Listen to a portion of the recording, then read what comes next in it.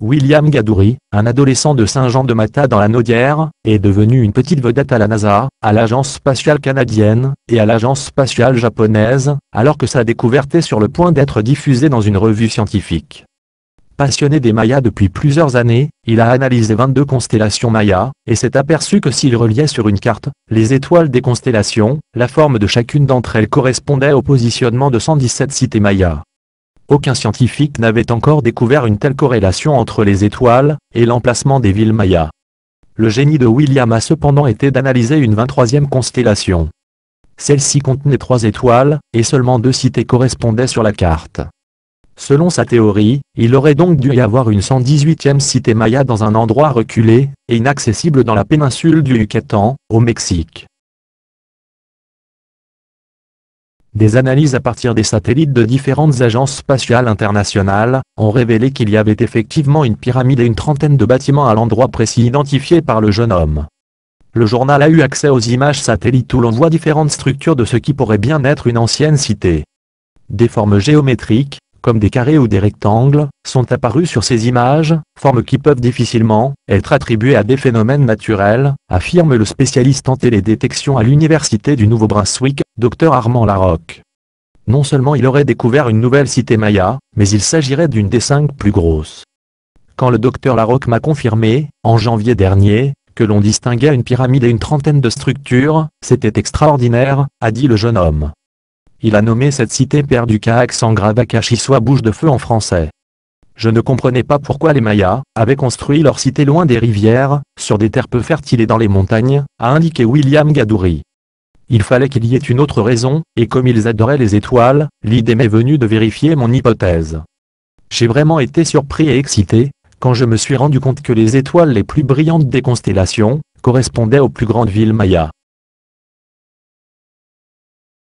Pour l'instant, personne ne s'est encore rendu dans la jungle pour voir la bouche de feu. William a parlé à 2 archéologues mexicains à qui il a présenté ses travaux, mais ceux-ci ne s'y sont pas rendus. C'est toujours une question d'argent. Organiser une expédition coûte horriblement cher, a dit le docteur Armand Larocque.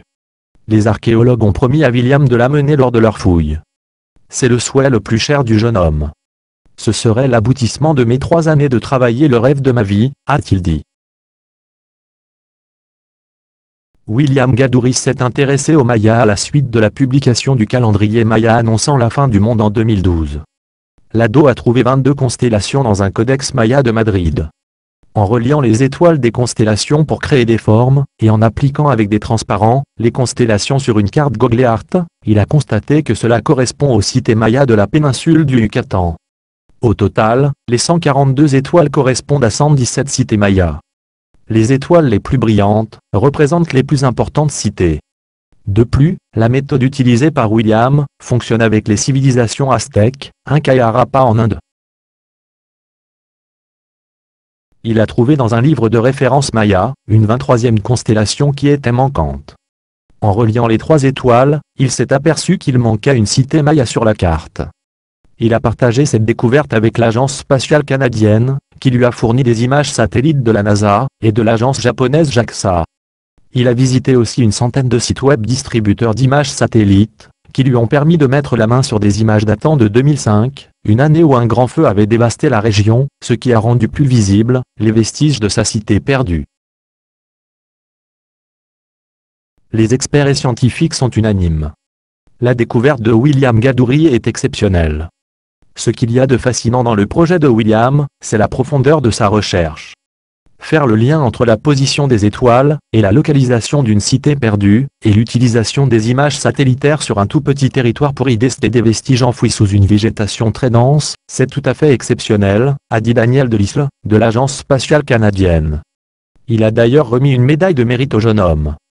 L'Agence spatiale a contribué à l'avancement des recherches du jeune homme en fournissant des images satellites, qui lui ont permis de trouver sa cité perdue. Le docteur Armand Larocque, un spécialiste en télédétection de l'Université du Nouveau-Brunswick à Fredericton, a joué un rôle majeur dans l'analyse des images radar. La découverte de structures humaines cachées par la jungle du Yucatan n'a pas été chose facile, mais l'utilisation d'images satellites, ainsi que l'apport du traitement d'images numériques, ont permis de faire ressortir ces structures, et de confirmer leur possible existence, bien qu'elles aient été oubliées depuis plusieurs centaines d'années. Nom, la bouche de feu. Pyramide de 86 mètres. Superficie totale de 80 à 120 km². Localisation. 17 degrés nord 90 degrés ouest. Réseau important d'allées et de rues. 30 structures visibles de l'espace. Quatrième plus importante cité maya. La civilisation maya a existé de 2600 avant Jésus-Christ à environ l'an 1000 après Jésus-Christ. Elle occupait le sud du Mexique, le Guatemala, le Belize et le Honduras. Elle excellait en astronomie, a mis au point un calendrier très précis et maîtrisait l'écriture. Elle s'est distinguée par son architecture composée de beaucoup de détails, et par ses pyramides qui permettaient de s'approcher des dieux. Excellents agriculteurs qui défrichaient la forêt tropicale pour cultiver la terre et nourrir les cités. L'effondrement de la civilisation n'a pas une cause unique. La révolte des paysans, des guerres internes ou un changement climatique, pourraient expliquer l'abandon des villes.